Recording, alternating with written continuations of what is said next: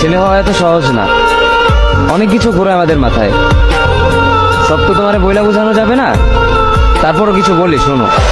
আমরা ছেলেরা বউর সামনে মার সাথে ভালো করে কথা বললে মার আঁচলে থাকা সন্তান, আবার মার সামনে বউর সাথে ভালো করে কথা বললে বউর গোলাম।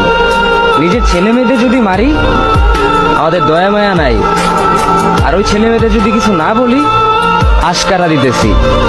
নিজের বউরে দিয়া যদি জব করাই সেই ক্ষেত্রে আমি বউর কামাই খাই, আর যদি বউরে দিয়া জব না করাই আমি সন্দেহ করি।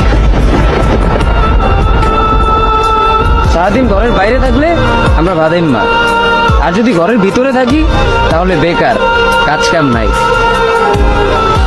আর এই তোমাদের মেয়েদের গায়ে যদি আমরা ভুলেও টাচ করি না আমরা নির্যাতক, আর যদি তোমরা মেয়েরা আমাদের গায়ে হাত তুলো আমরা কাপুরুষ।